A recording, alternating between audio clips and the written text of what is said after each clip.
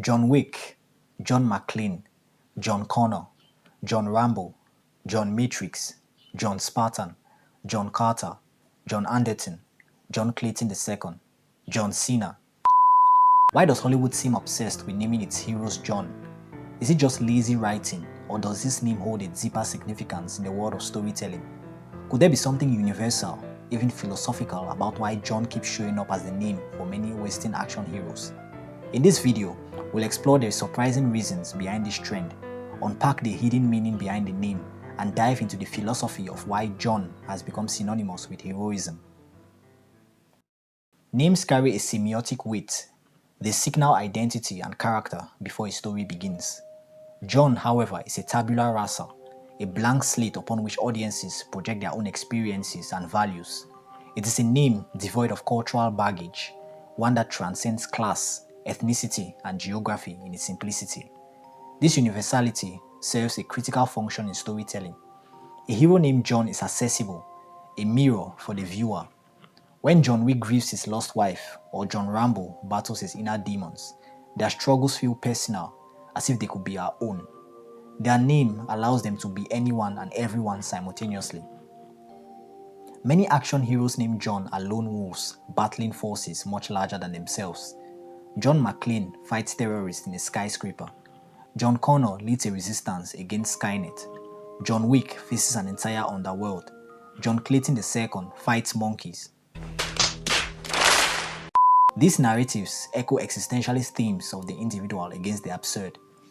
Albert Camus, in The Myth of Sisyphus, describes life as a constant confrontation with absurdity, a search for meaning in an indifferent universe. Action heroes named John embody this philosophy.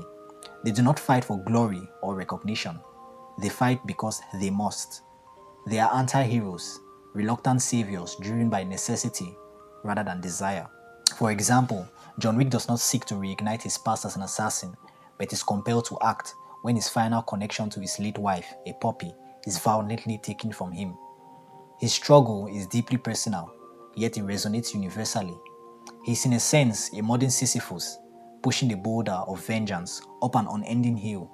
Another recurring theme is the tension between the individual John and the oppressive systems they fight against. John Connor defies a dystopian AI that seeks to eradicate humanity. John McClane takes on corrupt institutions, from terrorists to incompetent bureaucrats. John Rambo exposes the hypocrisy of governments that exploit and discard their own soldiers. John Anderton fights the precogs to protect freedom. John Cena, you can't see him. Enough from the clown! Philosophically, this reflects the human condition. As Nietzsche observed, the individual often stands in opposition to societal norms, striving to assert their will and define their own path. The Johns of action cinema challenge these systems, not because they seek to overthrow them entirely, but because they refuse to be crushed by them. This resistance is not born of rebellion for its own sake, but of necessity. These characters fight because their humanity demands it. In this way, they reflect a deeper truth. The hero is not one who triumphs effortlessly, but one who refuses to yield even in the face of overwhelming odds. In many ways, action movies are the modern myths of our time, and John is the archetypal hero updated for contemporary values. Whereas ancient heroes were often defined by their divine parentage or superhuman abilities, John is defined by his humanity. He is flawed, vulnerable, and above all, relatable. Joseph Campbell's hero's journey finds a modern incarnation in these characters. A John is often a reluctant hero, called to action by tragedy or necessity. He is tested, broken, and transformed. The journey is less about external triumph and more about internal growth, coming in terms with loss, finding purpose in chaos, and asserting humanity in an inhuman world. So why are there many action heroes called John? It's more than just the practicality of a simple universal name. It's the deeper symbolic and philosophical resonance it holds. John embodies the everyman thrust in extraordinary circumstances, the individual staring down chaos, and the hero who shapes his identity through action, not destiny.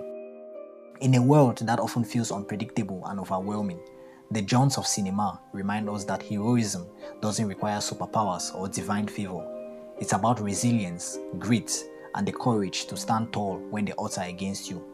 But perhaps the more interesting question isn't why Hollywood calls its heroes John.